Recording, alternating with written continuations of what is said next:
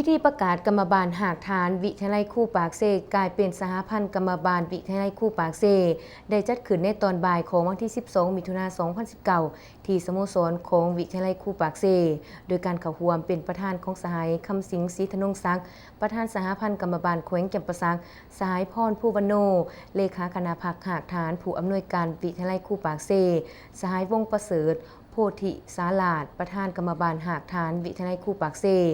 มีประธานกรรมบาลหากฐานวิทยาลัยภายในแขวงและจากโค้งเขตแผนกการต่างๆอ้อมข้างแขวงสมาชิกกรรมบาลครูอาจารย์และนักศึกษาเข้าร่วมในกองประชุมสหายนุพลักษ์ห้องประธานสหพันธ์กรรมบาลวิทยาลัยครูปากเซได้ผ่านบทสรุปการเคลื่อนไหวขององค์การจัดตั้งกรรมบาลหากฐานวิทยาลัยครูปากเซในศกปี 2018 และทิศทางแผนการศกปี 2019 ซึ่งตลอดระยะผ่านมาเห็นว่าสหายกรรมบาลส่วนใหญ่โดยพื้นฐานมีการเมืองแนวคิดนักแน่นมีความจงรักภักดีต่อภาครัฐ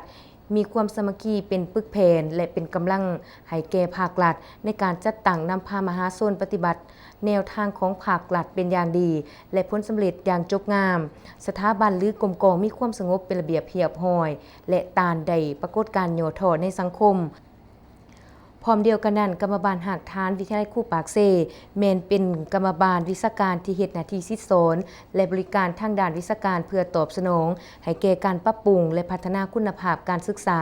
เว้าร่วมเว้าเฉพาะแม่นการสร้างครูให้มีคุณภาพและเพียงพอกับความต้องการของสังคมจากนั้นในกองประชุมสหายนางผิวพรเกี่ยวมณีวงศ์หัวหน้าแขนงจัดตั้งสหพันธ์กรรมบาลแขวงจำปาสักก็ได้ผ่านข้อตกลงของสหพันธ์กรรมบาลแขวงจำปาสักฉบับเลขที่480/สกลลงวันที่8 พฤษภาคม 2019ว่าด้วยการอนุมัติให้หากฐานกรรมบาลวิทยาลัยครูปากเซเป็นสหพันธ์กรรมบาลวิทยาลัยครูปากเซขอตกลงว่าด้วยการรับห้องเอาคณะประธานสหพันธ์กรรมบาลวิทยาลัยครูปากเซฉบับเลขที่481/สกขลงวันที่8 พฤษภาคม 2019และขอตกลงว่าด้วยการรับห้องเอาประธานสหพันธ์กรรมบาลหากฐานสังกัดอยู่สหพันธ์กรรมบาลวิทยาลัยครูปากเซฉบับเลขที่479/สกขลงวันที่8 พฤษภาคม 2019และขอตกลงว่าด้วยการสร้างตั้งกรรมบาลหากฐานวิทยาลัยครูปากเซฉบับเลขที่589/สกลลงวันที่10 มิถุนายน